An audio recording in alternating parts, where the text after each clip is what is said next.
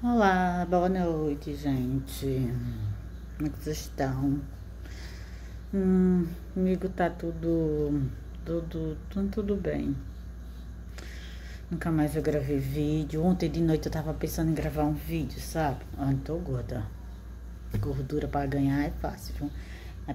Para perder é muito difícil, muito difícil. Eu ia gravar um vídeo ontem à noite, mas só que meu negocinho de gravar, sabe? Quando eu tava em São Paulo, foi jogado fora, quebrado, alguma coisa. Suporte que eu tinha. Aí se eu quiser gravar agora, eu tenho que comprar outro. Esse negócio fica baixinho, mas sempre gravava assim mesmo em casa. Às vezes eu improvisava, eu gravava mais assim do que no negócio. Eu espero que com vocês estejam tudo bem. Esteja tudo bem. Misericórdia. Gente, eu peguei uma mania agora de dormir cedo. Eu durmo cedo, graças a Deus, assim, eu tô tendo remédio pra dormir. Remédio pra uma tal dor de cabeça que tá dando em mim toda noite agora. Ou é uma dor na cabeça, ou é uma cólica que eu sinto. Ai, menina, eu acho que eu tô chegando naquele período. Meu Deus. Eu tô chegando naquele período da mulher, que a mulher para de sangrar. Eu devia estar feliz, né? Era período. Como é que se diz? Período. Não é pré-menopausa, gente. A médica me falou e eu já até pesquisei porque esqueci como é que fala o nome certo. Não é pré-menopausa, não. Porque tem mulher que entra na menopausa mais cedo, outra mais tarde. Isso não quer dizer que eu sou nova, né? Quer dizer que tô entrando cedo, né? Mas assim, a minha irmã, uma das minhas irmãs, ela entrou na menopausa bem, sim, bem com os anos lá na frente. Essa roupa não é tão bonita não, né? Mas que folgadinha, eu gosto de roupa folgadinha pra dormir. Eu tenho camisola para dormir, mas às vezes eu tenho preguiça de vestir, mas enfim, eu tenho. Aí, eu tô gravando esse vídeo, isso é que hora da noite? É 11h09 da noite. Meu Deus, que eu fico com vídeo, né? Então, caiu um fone de ouvido, que eu tô com fone. Caiu um, vou tirar o outro. Não sei nem se o barulho tá indo pro fone ou pro telefone, porque o telefone tá conectado. Tomar meus remédios.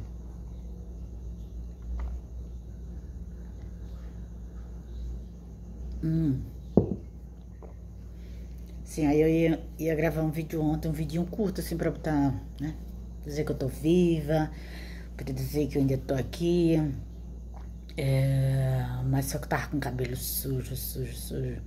Cabelo. Não é sujo, não demoro muito pra lavar meu cabelo. Mas só que meu cabelo tá oleoso, nossa. Ele era ressecado, meu cabelo sempre foi o máximo de. Nossa, o ressecamento chegou aqui e ficou. E ele agora tá. Não uso um brinco, não uso nada. Que esse brinco que eu tenho ali é pra quando eu morrer. É pra botar no caixão e pra mandar pra enterrar comigo. Porque a pessoa compra as coisas, sabe? Mas sabe aquelas coisas, eu gosto de anel, gosto de brinco, gosto de colarzinho. Cadê o colarzinho no pescoço? Não sei onde é que tá, não sei. Sei. Quando eu morrer, eu vou pedir pra botar tudo no meu caixão, porque só sendo, eu acho que eu compro essas coisas pra botar no caixão pra levar quando eu morrer. Porque nem nada eu uso, sabe? Pra usar. E pra usar. Tipo assim, eu uso anel na rua. Eu gosto quando eu saio, claro que eu gosto de usar anel, colarzinho, pulseira. Eu amo pulseira. Tenho algumas. Não tenho tanto, eu tenho pouco. Eu tinha muito, mas agora não tanto, né? Tô começando a comprar de novo. Mas eu gosto dessas coisas. Mas quando eu entro dentro da casa, a primeira coisa que quando eu chego na porta de casa, eu às vezes dentro do carro mesmo, eu já começo a arrancar o anel, às vezes dentro do carro. Quando, às vezes quando eu desço do carro, já começo a tirar a pulseira, só dar um colazinho, né? Porque o colazinho é mais difícil de botar e tirar.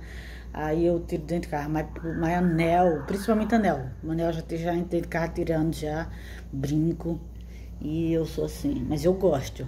Não é que eu não goste, eu gosto. O cabelo tá todo ondulado, cachado aqui. Que eu amarro ele molhado, aí ele fica todo cachadinho. Não tenho paciência, sabe? Fico com ele. Mas eu vou dizer, meus filhos, quando eu morrer um deles, botam meus anéisinhos, meus colazinhos, tudinho, né? Ah, apesar, né? Apesar. Deixa pra lá, esquece. Bafo casa. Deixa pra alguém que tá vivo. Que às vezes eu penso, meu Deus, eu deixo de comprar outras coisas, às vezes pra comprar isso e aquilo, e eu não termino que eu não uso, sabe? Às vezes eu vou ali no quarto, onde tá arrumado minhas coisas, eu fico lá um tempinho olhando minhas coisas. Olho isso, olho aquilo, que eu gosto, né, de ter. Aí eu digo, meu Deus, por que eu gosto de ter, mas na hora de usar eu esqueço, não ligo muito. Enfim. É sobre isso, gente. Já é hora de dormir, eu vou dormir no soninho e... Ah, só queria falar um pouquinho, conversar um pouquinho pra postar, dizer que tô bem, né? Não tão bonita mais, que tô acima do peso ainda, mas tô tentando melhorar. Tô usando uns creme pra tirar umas manchas. Menino, não sei. Peguei umas manchas aqui no rosto antes de viajar pra Sampa, né? Só que assim, eu sempre tive esse negócio de que quando eu vou pra praia ou levo sol quente, meu rosto manchava. Eu sempre tive isso. E aí quando eu saía do sol, né, eu ia aquelas manchas ficava tipo assim uma semana, duas, depois sumia. Agora, aí a última vez que eu fui pra praia foi a última vez antes de viajar para São Paulo, naquele mesmo mês. Aí ficou duas manchas, eu nem liguei, porque eu achei que ia sair, que eu nunca fui de ter mancha no rosto. Tinha porque eu rasgava o rosto, né? Eu tenho maneira de rasgar e nascer aquelas que eu fazia ferida, aí fazia ferida, até as feridinhas sarava, não deixava mancha, porque eu tinha medo. Tem gente que fica com mancha, daquela história de espinha, sei o que, arrancando um pedaço, e eu sou muito carniceira, carniceira mesmo, aí eu faço aqueles buracos no meu rosto, que tudo manchado. Eu não faço mais muito isso, mas de vez em quando eu faço, na baixa. Aí ficava manchado, mas depois saía, ia tudo embora. E eu sei que a última vez que eu fui à praia, eu não sei o que aconteceu. Manchou meu rosto, quer dizer, eu fiquei toda queimada, bronzeada, como sempre, né? Nossa, eu fiquei o máximo, o auge. E aí manchou meu rosto dos dois lados, né? Aliás, manchou meu rosto ficou manchado. Depois eu achei que ia sair.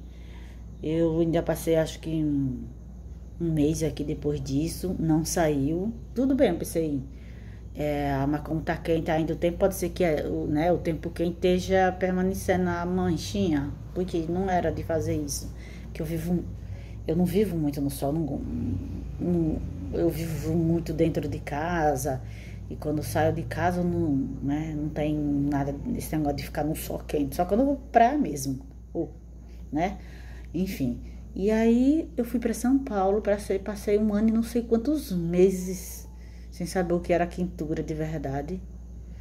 E essa mancha nunca mais saiu do meu rosto. Nunca mais. As pessoas falam que é melasma, não sei o quê. Acho que é isso, né?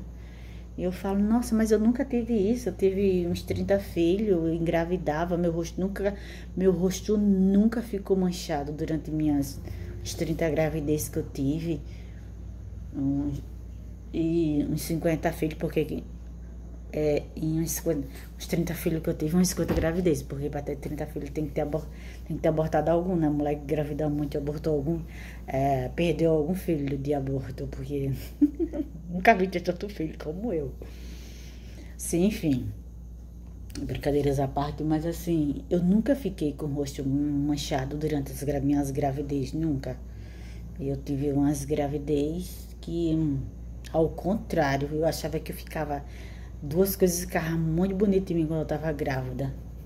É uma pena que... Ai, meu Deus, minhas fotos não são tão legais daquela época, mas eu ficava com um cabelo lindo de viver. Dizem que mulher que engravida de homem, né? filho homem, os cabelos ficavam bonitos, diz o povo, não sei se é lenda, mas eu sei que meus cabelos ficavam lindo de viver, lindo de ver. E eu acho que eu ficava muito bonita quando eu tava grávida, eu me achava bonita. Só do último filho que eu não fiquei, porque eu fiquei toda desmantelada, eu fiquei doente na minha última gravidez do Kissano, que é o mais novo. Eu fiquei os 9 meses doente. Doente mesmo, doente mesmo. Eu não comia, eu mal bebia. Eu não sei como eu sobrevivi à gravidez de Uxano e passei por uma cirurgia e não morri. Eu não sei, é coisa de Deus. Ai, Deus é maravilhoso, em tudo Deus é maravilhoso, meu Deus, todo o tempo Deus é maravilhoso. Eu não sei, eu tinha, durante a gravidez do meu último filho, eu perdi peso. Eu acho que foi a época que, depois da depressão, não, antes da depressão, foi o tempo que eu mais perdi peso na minha vida. Eu fiquei magra, magra de morrer. Eu tava com 9 meses, pronto, quando eu fui ter ele, no dia que eu fui fazer a cirurgia para tirar ele, meu Deus, parecia que eu tava com a barriga de 6 meses, 5 meses, sei lá, de uma mulher normal. Eu nem barriga eu tinha quando eu fui para a maternidade para tirar o Kissano. No caso, ele foi tirado. E eu não comia, mal bebia. Eu não sei, sabe? Eu acho que eu passava 2, 3 dias sem comer. Fiquei magra, só tinha um pouquinho de barriga, o couro e o osso. Tem uma foto que eu botei nos meus status de quando eu tava depressiva, que eu tava só o couro e o osso. Pronto, quando eu tava grávida do Kissano, eu não fiquei bem daquele jeito, eu fiquei um pouquinho menos magra que ali na depressão, ali eu desci o nível total de emagrecimento, ali eu fui o fundo do poço. Ali foi ruim. Porque quando eu tava grávida do Kissano, eu fiquei sem comer, fiquei doente a gravidez todinha, uns 9 meses, literal. Eu só vim ficar boa, eu não sei se você tá escutando, porque eu tô com fone de ouvido. Eu só vim ficar boa no dia que arrancaram o Kissano da minha barriga, que o médico tirou o Kissano da minha barriga. No outro dia, eu acho que eu voltei ao normal, o sono, porque o telefone tá conectado. Tá voltei ao normal. No outro dia, tive o Kissano e voltei no normal, mas os 9 meses foi uma gravidez muito, muito, muito puxada. Eu vivia no hospital, eu vivia com falta de ar, eu não comia, às vezes eu não dormia direito, porque eu sentia muita falta de ar. Por conta disso eu não dormia direito, a minha pressão baixava muito, muito, muito, muito. Por isso que eu vivia nos hospitais, que era para tomar soro de sal. Eu tomava muito soro nas veias, muito, muito, muito, muito mal, meu Deus. Eu nunca tinha tomado, nunca vi uma criatura para tomar tanto soro nas veias como eu tomei. Não sei se existiu outra grávida, porque eu passava mal, eu já acordava passando mal, eu ia dormir passando mal, eu vivia passando mal, enfim, foi uma gravidez que eu passei 9 meses, eu não lavava prato, eu era tão cansada, eu tinha dificuldade de respirar, assim, tipo, surreal, sabe? Surreal. E eu ainda tinha azia, nossa, eu tinha tanta coisa na gravidez do meu último filho. Eu acho assim, se eu engravidasse de novo e tivesse os mesmos problemas, que eu morreria. Graças a Deus, foi minha última gravidez, porque eu fiz com que fosse a minha última gravidez, né? Eu falei, quando eu vi que eu tava grávida e ali já era os 30 filhos que eu tava tendo, eu digo, meu Deus, pelo amor de Deus, preciso me operar. E ali foi uma decisão que eu tomei, meu marido não queria, eu tomei sozinha a decisão. E me operei a pulso, meu marido não queria. Porque a gente tinha só filho homem, no fundo ele tinha essa ilusão que uma hora eu ia engravidar, acho que eu tinha ter uns 100 filhos, né, e no meio de 100 filhos ali ia nascer uma menina. Só podia ser. Só podia ser, porque ele falava que não queria que eu engravidasse e não queria que eu me operasse. Eu nunca entendi meu falecido, nunca entendi, nunca entendi ele. Toda vez que eu engravidava, ele dizia, o quê? De novo? Pelo amor de Deus! Não sabe se prevenir, não. Sobrava tudo pra mim toda vez. Parece que a mulher eu fiz sozinha. E, no entanto, ele não queria que eu me operasse. Para tomar a decisão de me operar, eu tive que passar por cima dele. Falei, filho, você não vai botar o menino pra fora, vai? Não, né? Então, a barriga é minha, o bucho é meu, as trompas é minha. E eu vou mandar ligar sim. E aí eu tive pulso firme. Ele, né, se negando, o tempo todo se negando para mim não me operar. Eu operei totalmente contra a vontade dele. Quando eu fui para a maternidade, fui sozinha para a maternidade. Não tive suporte nenhum dele. Tipo assim, se eu morresse, tudo bem, porque para ele eu estava fazendo uma coisa que estava afrontando ele, e que era operar, né? Ele nem falou assim, boa sorte, vai com Deus. Eu acho que se ele pudesse dizer, tomara que morra, meu filho viva e ela morra. Porque ele não ligou. Tanto que quem cuidou de mim, né, depois que eu tive meu filho, eu fiquei operada, quem cuidou de mim foi minha mãe e meu filho mais velho, né? Que na época era criança, mas era o maiorzinho. E ele não... Ele me largou a própria sorte, porque ele não queria que eu me operasse. Não queria. Dizia que eu tirei o menino antes do tempo e o Kissano nasceu doente, né? O Kissano nasceu com falta de ar. Aliás, o Kissano nasceu em coma. Fala a verdade, o Kissano nasceu em coma. Quando ele nasceu, ele não respirava, ele nasceu como morto. Ele não foi levado para mim. Eu não escutei o choro dele, mas também nem liguei, né? Vim saber no outro dia, ou no mesmo dia, já tarde da noite já, que ele estava hospitalizado, que eu nem sabia. Eu achava assim, que eu nunca tinha tido um filho e me operado. Eu pensei assim, eu acho que é assim, a mulher se opera e o menino, a pessoa não tem como cuidar do menino, que eu tava ali com um corte ali, né? Acho que ele leva o menino pra cuidar do menino lá. Acho que é assim, deve ser assim. Nem liguei, eu tava tão angustiada com aquele corte em mim, né? Por que eu tive 4 filhos? Porque eu tinha medo de me cortar, né? Com certeza, aquelas velhas que sempre me ensinaram que mulher que tem filho leva uma dor, uma injeção nas costas, que ela não... Que palhaçada, eu via isso a vida toda. Ai, minha filha, aquela injeção que você leva nas costas é desse tamanho, da grossura do mundo. E toda vez que chove, vai chover, você sente uma dor na coluna, uma dor na coluna. Aí até hoje eu tenho para tirar sangue, para mim é um tabu, né? Eu dei o sangue, tirar sangue, para fazer um examezinho qualquer. E quando eu vou passando mal pro hospital, que bota um soro, que vai dar um soro, nossa, é um show. Parece, né? E hoje eu tenho ansiedade, coisa, pânico. Aí pronto, é que é pior ainda. Mas eu sempre fui assim, uma vez que eu sempre fui ansiosa, né? Sempre, eu acho que essa coisa de ansiedade, eu acho que eu tenho desde criança. Hoje eu olho para trás e eu sinto que eu sei que eu tenho essa ansiedade desde criança. Só que quando juntou a ansiedade com a síndrome de pânico, isso deu uma intensidade maior, veio um problemão para mim, né? Porque a ansiedade, o pânico, depois vinha a depressão também, né? E chegou tudo e aí me ferrou. Mas eu acho que eu tenho certeza que eu sempre fui uma criança esquisita.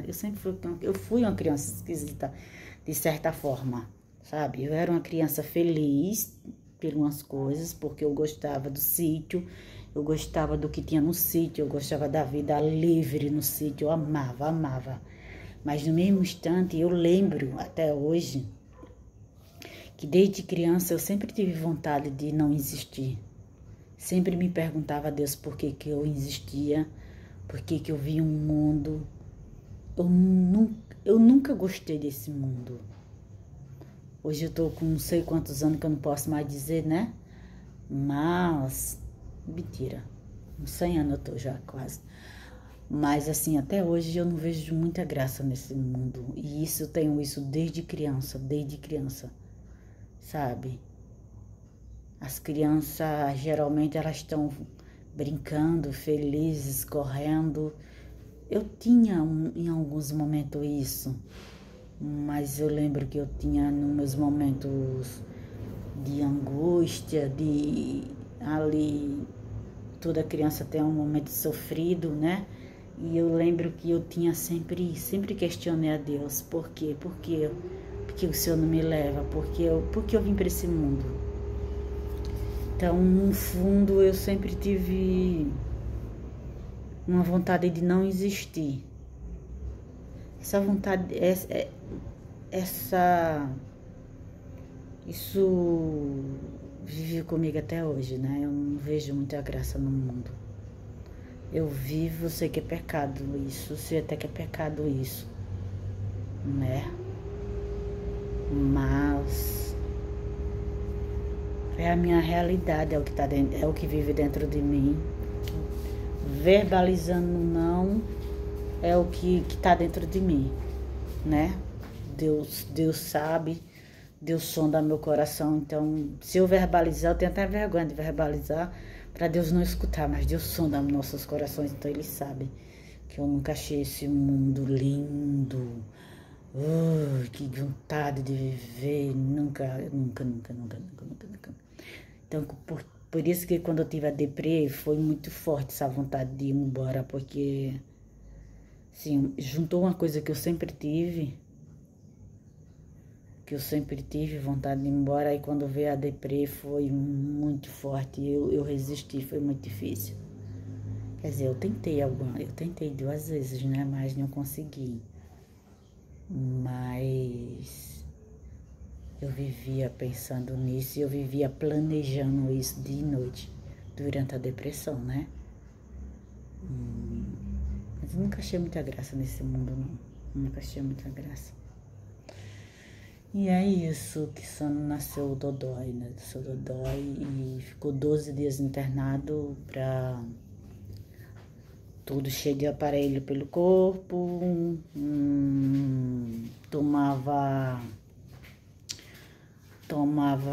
ele respirava pelo aparelho, caso ele estava entubado, sei lá, era entubado, que ele não respirava, quem não respira sozinho tem que estar entubado, né? Ele estava entubado e com um buraco no pescoço para receber, mentira, era na cabeça. Ele tinha um bocado de coisa na cabeça dele. Ai, não sei se tinha um negócio, era no nariz ou era no pescoço para ele se alimentar. Tomava soro. Ai, meu Deus, uma coisa bem horrorosa assim. Parecia, ele tinha mais fio enfiado nele do que nada nesse mundo, sabe? Eu vim ver ele depois, eu acho que de 3 dias depois que ele nasceu, foi que eu vim ver ele. Eu não podia andar, eu estava sozinha no hospital, eu fui ter ele em outro estado e eu não tinha quem ficasse comigo lá em outro estado. Eu morava em Alagoas, fui ter ele em Pernambuco. Foi onde eu consegui a cirurgia para tirar ele, né? E fazer o parto e tirar ele, né? Que é fazer o parto induzido, que é fazer a cirurgia, né? Eu consegui só lá em Pernambuco. Então eu fui para Pernambuco ter ele, morando em Alagoas. Minha família mora toda aqui em Alagoas, Maceió. E lá eu fiquei só. A única pessoa que eu tinha era a família do meu marido. E então o marido, que agora é falecido, né? Fiquei viúva. E ele, mas ele não me apoiou. Durante esse tempo ele não me apoiou porque ele não queria que eu me operasse. Então eu fiquei sozinha, e Deus. E eu só fui ver o meu filho depois de 3 dias depois, porque minha irmã foi me visitar. Por acaso, minha irmã que morava em Pernambuco, veio visitar minha mãe. E quando ela chegou, ela soube que eu estava internada e ela foi nessa cidade que também é de Pernambuco, né? Só que ela mora longe dessa cidade que eu tava hospitalizada.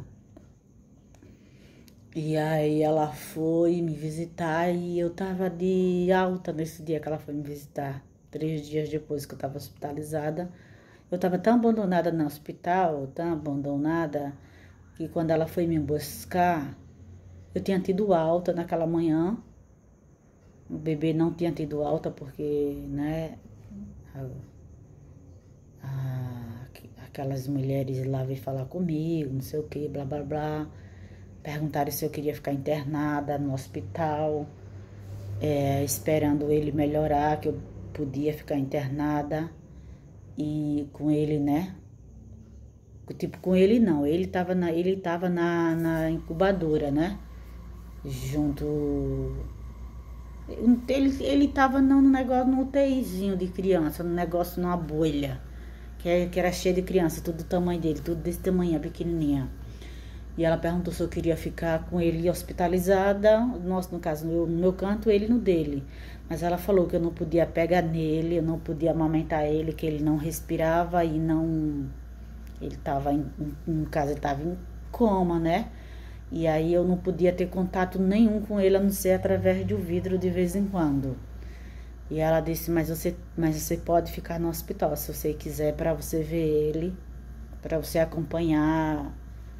Aí eu já tinha filho em casa, tinha ficado, né, sozinho, que o marido trabalhava. Eu falei, doutora, eu tenho 3 filhos em casa e eles praticamente estão só, assim, eles são pequenos. Já que eu não posso amamentar ele, eu não posso cuidar dele, eu prefiro eu ir para casa. É claro, imagina, né? Você com 3 filhos pequenos em casa e um no hospital em coma e você não sabe o que faz, sabe?